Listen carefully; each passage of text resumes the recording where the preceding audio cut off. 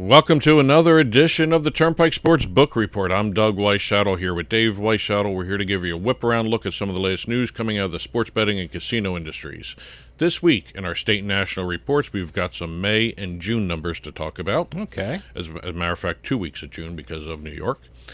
Deals, we've got an MMA deal, we've got a soccer deal, and also a just straight-ahead sports betting deal. Okay. All right. Industry updates, licenses, launches, and a couple cease and desists to talk about. I'm very curious about what you consider a straight-ahead sports betting deal. So you got me intrigued with that one. Well, nothing first of its kind. Okay. That's your run-of-the-mill sports betting deal. Ordinary, everyday, yeah. The humdrum sports Exactly. betting deal. Okay. And legislative roundup, got a trio of bills in Pennsylvania. We've got New Jersey and Louisiana to talk about. All right. We'll be right back to talk state and national reports after this.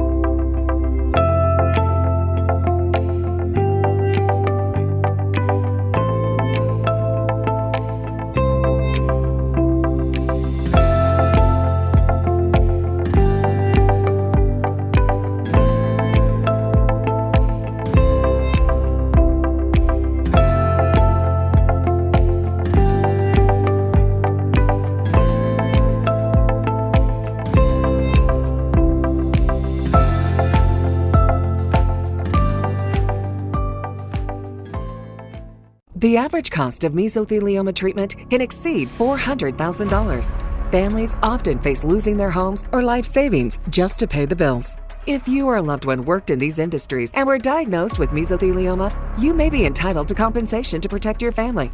At Rights and Claims, we've helped families recover over $1 billion to cover medical costs, lost wages, and more. Let us help you secure their future with the compensation you deserve. Call 800-596-4889. Welcome back to the Turnpike Sports Book Report. Doug Weischadle here with Dave Weischadle. We're going to start off our state and national reports, and we are not going way back. We're just going to May. We've got the Nevada sports betting report from May. Mm-hmm.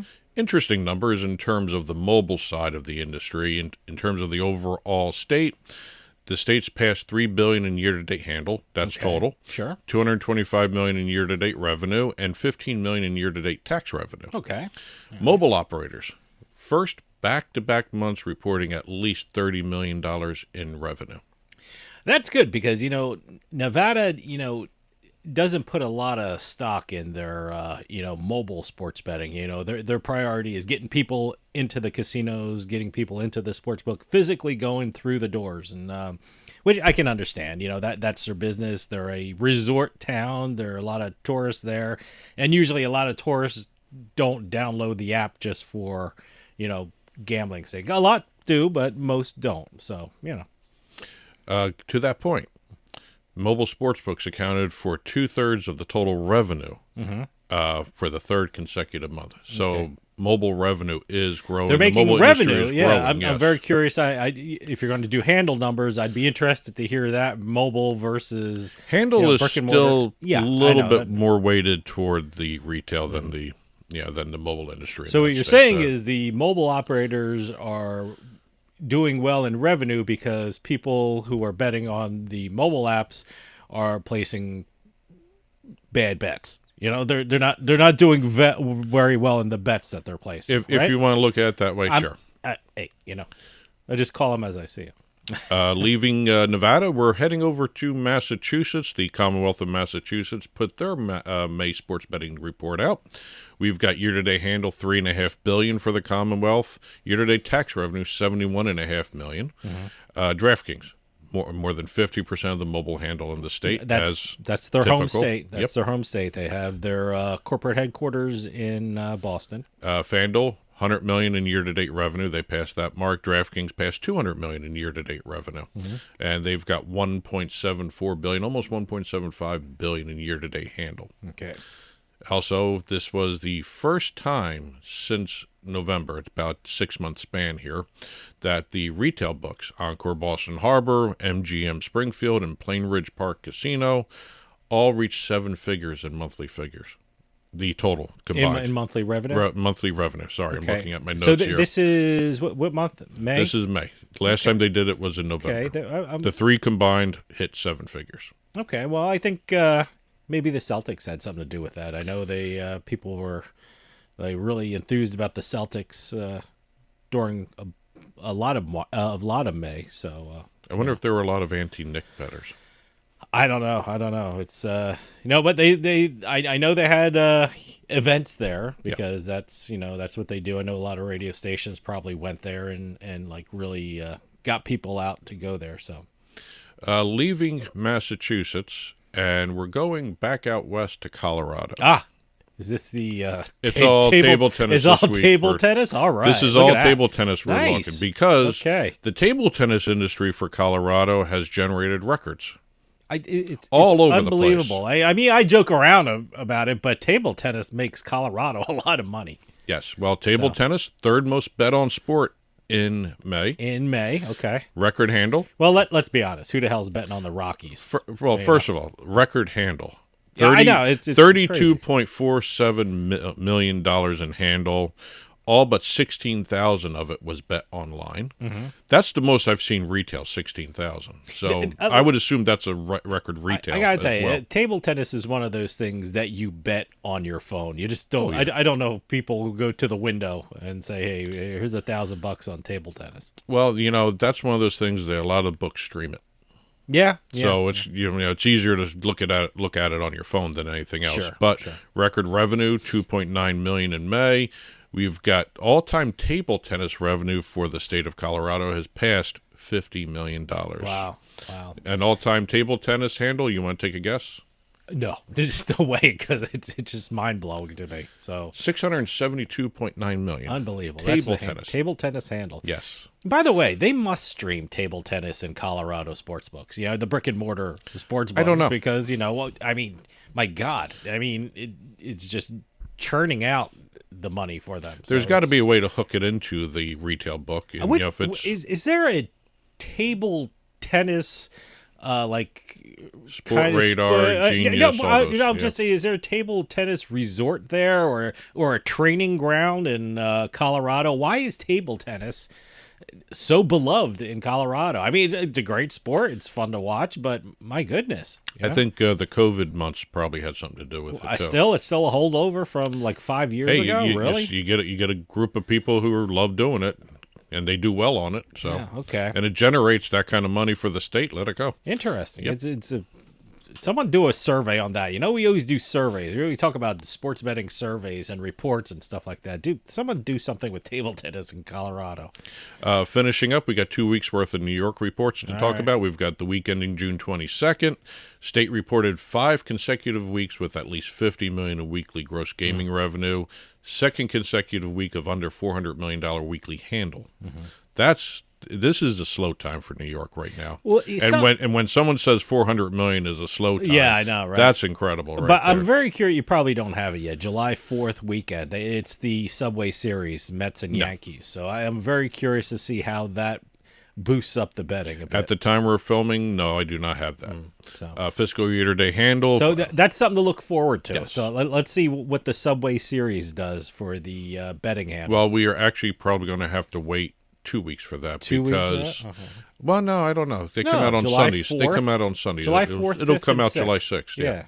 So we'll probably have the Subway Series worked into that. But fiscal year to date handle at the end of June 22nd, $6 billion. Fiscal year to date gross gaming revenue $600 million. The other week, the week ending June 29th. Third consecutive week of under $400 million a weekly handle. Sixth consecutive week under $500 million, because $500 million has been the benchmark for weekly handle for New York for quite a while. Sure. First week, though, with less than $40 million in gross gaming revenue over the last 10 weeks. And fiscal year-to-date handle, even with those numbers, has passed $6.5 billion. Gross gaming revenue for the fiscal year has passed $650 million. Okay. And also, I have to point this out, week ending June 29th, 6th consecutive week DraftKings has led in weekly handle. Interesting. FanDuel still leads in terms of revenue, but DraftKings has been leading in weekly handle for 6 straight weeks. Okay. That's it for state and national reports. We're going to start talking deals right now.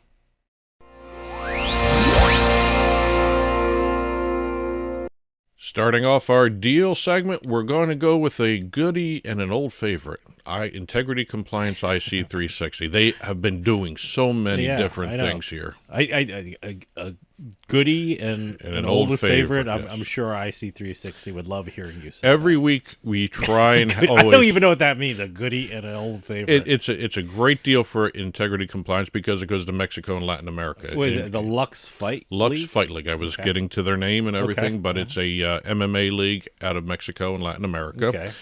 3 components to this. IC360 will be providing them with Prohibit, so that Lux will be able to prevent athletes, coaches, and staff from engaging prohibited sports wagering. Integrity monitoring dashboards, so they can analyze the real-time data and identify irregular or anomalous betting patterns. Okay. That's the important key right there. Now, we're seeing that a lot more being picked up by a lot of different areas of the country here, as well as overseas, too. Absolutely. And outside the country, I should No, say. they do a great job. Prohibit is like should be a cornerstone in any league's betting profile. I love these MMA deals because they are becoming more and more popular. UFC, of course, everyone knows. We've got the Professional Fighters League doing deals. Now we've got Lux Fight League coming into the picture here, so it's great. And also, IC360 will be providing their digital education curriculum to, educate their staff, athletes, and other stakeholders to promote a culture of integrity and navigate the rapidly evolving sports wagering ecosystem. Good. Yeah. Love the marketing speak. Yeah, right. Moving over to our next one, we've got a Sportradar deal with DAZN. Okay. Sportradar will be providing ultra-low latency betting data and non-exclusive media content to their customers thanks to this deal with DAZN. DAZN will be providing the streaming content that Sportradar will send to their customers, the 800 betting operators and 900 media companies they work with.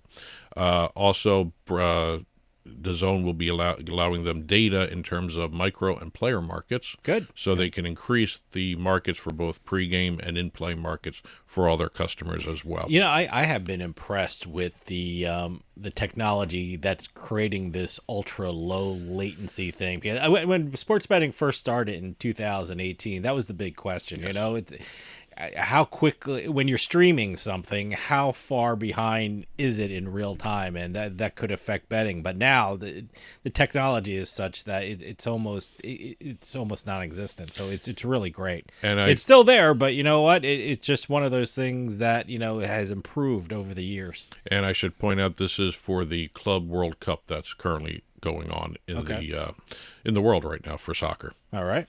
Last deal, and as I mentioned at the top of the show, this is a straightforward sports betting deal. We've got Boyd Gaming and IGT executing a 3-year extension of their deal together, where IGT Play Sports will continue powering Boyd Gaming's retail and mobile sports betting operations in Nevada. Okay. You're going to be seeing more kiosks continuing with Play Sports branding on it, and its 10 retail sports betting locations across Nevada will also have IGT Play Sports as a continued part of their operations. Okay. That's it for the deals this week. We're going to start talking industry updates right after this. You may want to attend college, but you have a full-time job and kids that need your full-time attention. How can you possibly attend college? You learn online at South University.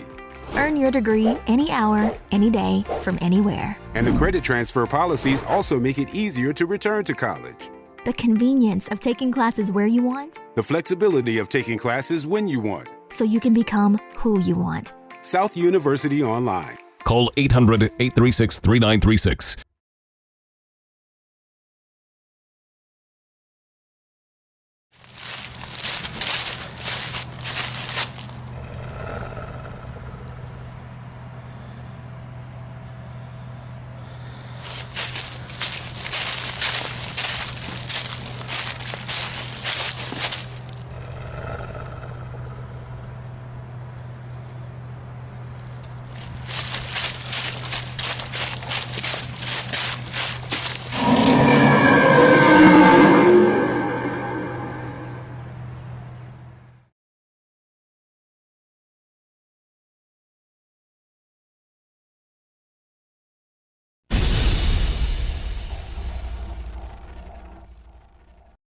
Welcome back to the Turnpike Sports Book Report. I'm Doug Weischadle here with Dave Weischadle.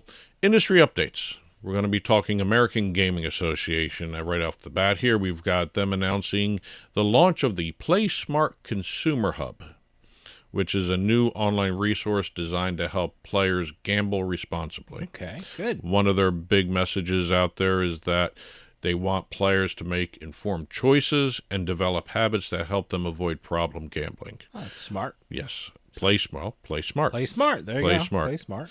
3 key principles: right state of mind, self-explanatory, know the game, again, straight ahead stuff. And then we have act intentionally. Okay. All yes. right. Set a budget. Okay. Yes. That sounds smart. It's Yep. good. Good. So basically, they want people to be more aware. This is actually a really cool site. If you go to playsmartfromthestart.org, you will see all of these things.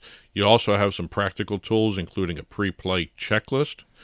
That's actually kind of interesting idea. Yeah, no, that's a good idea. Yes. Never thought of that. Nope, a responsible gambling IQ quiz. Okay. Oh, they have a And- quiz, huh? Yes. Okay. And other resources like links to 800 Gambler.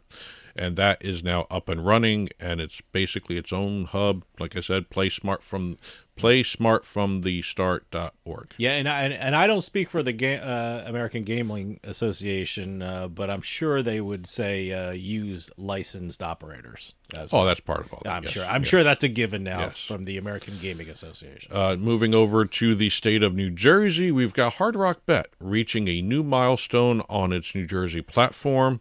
3,000 games since its launch in August of 2023. It's pretty cool. Yes. And it was hit less than 1 year after reaching the 2,000 game mark in August of 2024. And then they hit 2,600 in February of this year, 2025. If you're new to online casinos, it can be overwhelming the amount of games they have on these platforms. And, they have a search feature, and some online casinos break them down into, you can search your favorite operator. You can go for Aristocrat or IGT and find the games listed under them. So yeah, no, it's you'll never be bored on the online casino sites in New Jersey. And in New Jersey, Hard Rock Bet has added an average of over 100 games per month. See, that They're still adding to it. By the incredible. time this airs, they'll probably hit another milestone. I tend not to play too many games, because if I find something I like, I put it in my favorites and kind of thing. So I have to go exploring one of these days to see how many games everything has. Moving up the highway, we've got New York State. They've accepted applications for the 3 downstate casino licenses. The Avenir and Freedom Plaza, both in Manhattan, Bally's Bronx, Caesars Palace Times Square, Metropolitan Park in Queens, MGM Empire City, Resorts World NYC, and the Coney. I like the Coney. Yeah, no, the idea of that's a great casino idea, at but Coney the Island. one probably easiest for me to get to is the Times Square. I just take a train right up to Penn Station and get on over to Times Square, so it's relatively close by. But no, I can't wait. No, it's that one near the UN building. I mean, whenever the UN is in session, traffic is terrible there, and you throw in a casino there. I mean, that's going to be one big headache. But it'll be interesting to see. Yeah. We've got now going over to Pennsylvania. We've got Hollywood Casino rebrand is undergoing as we're talking. A rebrand? Yes, What do you mean? slight rebrand. Like a new logo kind of thing? Just a new logo, Okay. not a new name. Well, when you say rebrand, it entails a new name, but it's just a rebrand in terms of the logo. It's a little sleeker, skinnier, maybe cleaner typeface. Oh, okay. Kind of interesting. It's starting in Pennsylvania. We've got the, Hollywood Casino near Harrisburg. It's the Hollywood Casino at Penn National Racecourse. And then we have Hollywood Casino York and Hollywood Casino Morgantown. So look for new signs if you're there. Yes. Right? They've already put the little video up on their Okay. social media. All right. Thing. So, Okay. kind of interesting to see where that's going, but it looks like a really nice typeface that they're Okay. using, a really clean logo. Moving over to our cease and desist segment of the program, we've got 2 states issuing cease and desists. All right. We've got the Commonwealth of Massachusetts issuing cease and desist to betonline.ag and sportsbetting.ag.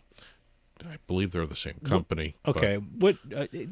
I don't know these whatever things. What's .ag? Is Argentina. So that's a specific company, Yes. a country. Yes. So, okay. But they have been told to stop all transactions in the Commonwealth. Letter also accused the operators of trying to trick bettors by displaying images of U.S.-based teams and athletes to portray themselves as a licensed sportsbook. Oh, Interesting okay. there, right there. They're actually using actual U.S. teams. Yes. I mean, they can run into some trademark problems there or And- licensing problems. And moving from Massachusetts to Arizona, who has joined the cease and desist party, Okay. 7 went out. 7. Yes. And I will bet you I have. Do you have a list of these? Yes. Okay. I bet you I've never heard of any of them. Go ahead, do it. Rebet, Nope. Novig, you've actually heard of two probably- of these. I think- You've heard of 2 of these, by the way. Novig, Dallas Safari Club. No. Cool name. I didn't- Stupid to but be attached to that, but why would they even name it Dallas Safari Don't Club? know- I don't mean, ask me. it sounds like a big game. yeah, tour which is why thing. they. I don't. No, you see that name? Are you going I to look at it guess. for sports betting? Yeah. Phantom, kind of interesting name. Okay. Phantom. All right. Stake US, I think I've heard of that one. told Steak. you. Better Edge, Okay. and High Five, Okay. I've heard So- of Better Edge. and High Five too. Okay. High Five is running into problems everywhere because of social casinos and all that stuff. So But I Dallas Safari Club. I love that. So, okay. very quickly, we've got over in Michigan, the Island Resort and Casino hosting media, tribal members, casino employees, and special guests for an open house on the new convention center and golf clubhouse. They've got a new 9-hole golf course named the Cedar Course, which is going to be opening in 2026. Okay. Clubhouse features golf shop, restroom, showers, complimentary dryer for players when it rains. Moving over okay. to the state of Louisiana. It's a very interesting Yeah. addition of that shower. We have a dryer. Yes. Louisiana off-track horse racing betting will resume at Fairgrounds Racecourse following a vote by the New Orleans City Council. It was an emergency vote to keep it going. It has everything to do with Churchill Downs redoing the paddock facility, and the Louisiana State Gaming Commission stated it would impose fines on Del Mar unless the improvements were made before the opening weekend. They have now guaranteed that it will be open, so we now have another year of off-track horse race betting at the fairgrounds. Oh, okay. Moving over to Nevada, we've got Joe Asher, former William Hill CEO, one of the biggest names in the gaming industry. He is opening Boomer Sportsbook Great. in Okay. Nevada. It's the first non-casino owned shop, and they'll be having the main brick-and-mortar location at Commercial Casino in Elko, Nevada. All right. It'll be the area's first sports book with satellite shops at Ellis Island Casino and Henderson's Vail Verde Casino, so people can register for online sports betting at those Okay. locations as well. So, any plans of other states, or no, or just going to start with at Nevada this time, right now? Nevada, and we'll Okay. see where it goes from there. But it's in good hands with Joe Asher. there. Absolutely, I know. That's why I'm asking. Yes. I hope he gets to New Jersey one of And these days. another industry veteran, Nick Bogdanovich, will be the odds maker for Boomers Nice. Okay. Sportsbook there. So Well, all the two right good people, veterans. Yep. all the right people are involved. Exactly. So good luck with everything. That's it for the industry updates. We're going to finish up with our legislative roundup.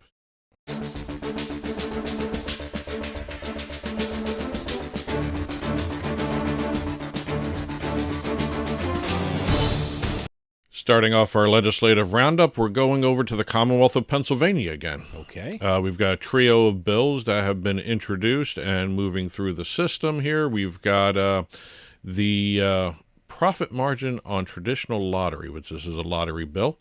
This bill has passed both the House and Senate. Has gone to Josh Shapiro for his signature. So you call him Shapiro? I always say Shapiro. I've wonder heard it if I'm so many wrong- I'm different saying it ways. wrong. I've heard it so many different ways. Governor so. Josh Shapiro, I think. Well, Shapiro?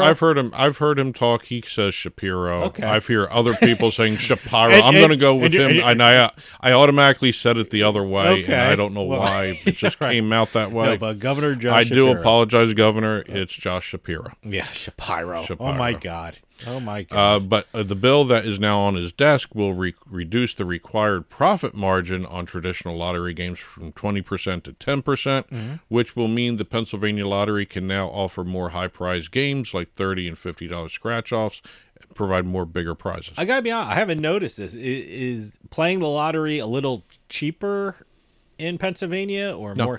more expensive? Okay, it's just They do have dollar games. And They all do that, have yes. dollar. Well, But- then yes, Well, it is cheaper. We don't have dollar games. Well, in New okay, Jersey. then New Jersey, yes, but okay. but they're also lowering the bill, the required profit margin, so you're going to see more higher price games Okay. because they got to make up Well, that see, lower that's why, profit that's margin. why I'm asking. Yes. I've never did the research with regard to lottery. Let me tell you something. It's all over my TV because that groundhog. What's his name? I forgot his name. Who's the Gus. Gus the groundhog is that he does a lot of the commercials for the Pennsylvania Lottery. Two other bills were introduced. We've got an esports betting bill. Will allow betting on competitive video game tournaments and grant the Pennsylvania Gaming Control Board more authority to approve new betting markets in the esports industry. Okay. And the last other bill that was brought out, this is for skill games. Really, it's just a matter of a tax structure and licensing scheme for skill game operators. That's a big topic in Pennsylvania. It's huge. It's still going through the court system, so kind of premature to even really get into whether or not this is going to pass or not because they're waiting on the court to decide whether or not they're legal. Yeah, well, when I think of skill games, I think of Pennsylvania because that's a big issue in the state. In the Commonwealth. Yes. Sorry, I shouldn't call it a state. And very quickly, we'll have a more in-depth discussion of this one coming up in New Jersey pretty soon. Oh, really? Okay. Lawmakers agreed to raise the tax rate on online gambling and sports betting to 19.75. Where's this? This is New Jersey. New Jersey? Yes. The new rate increases it from 13% on online sports betting and 15% on internet casino games. This will be included in the state budget that has been discussed over and over again. Whether or not these numbers stay the same, we won't know until this actually comes into effect. Okay. I mean, the budget was supposed to be passed by July 1st. No word on whether or not these were actually included in it. As is, there's been some talk about jiggering with the numbers. Okay. Moving over to Louisiana, Governor Jeff Landry signed House Bill 639 into law. It's now designated Act Number 298, which will take effect on August 1st, and it will raise the state's online sports betting tax rate from 15 to 21.5%. They're expecting more than $24 million annually added into the already growing industry there to grow the revenue. That sort of situation. And also, Louisiana made note here: first state to increase taxes specifically to fund college sports. Okay. All right. So this is part of all the federal settlement for the NIL deals. Yep. This will actually go to the colleges and universities to actually help with the NIL. Okay. So first state to do it this way. Smart way to make money. I'm wondering if other states are going to follow their lead. Oh, well, I think whenever one state does it, they see how it works and how it the downsize and the good parts of it, and this sounds like it'll work. I mean, I'm sure other states will take notice and act accordingly. That's it for this week's Turnpike Sports Book Report. As always, there is a ticker flying by below us on the TV side, so please check that out. It has domestic and international gaming stories as well as entertainment, restaurant stories, conference announcements, so please, if you're watching us on TV, take a look at those. Some really interesting stories there. I think we have some of the American Gaming Association commercial revenue tracker statements from the month of April in the ticker as well. And when this show is released Monday mornings, there is a full print version of the Turnpike Sports Book Report on our blog, turnpikesports.us. Click on the blog. You'll be taken to a full print version there. It has stories we talked about, stories that are in the ticker, as well as stories we didn't have a chance to talk about anywhere else. They'll be on the written version of the blog there. And conference announcements, news announcements, any other types of announcements, launches, licenses, sending out more cease and desist. Yeah, love hearing about those, obviously. Yeah. I love hearing about where they're being sent to because these are some platforms that I've never heard The of. learning curve for I the know. It's unlicensed just, operators I get excited is about steep. hearing it. And it's shocking how many are out there. Yes.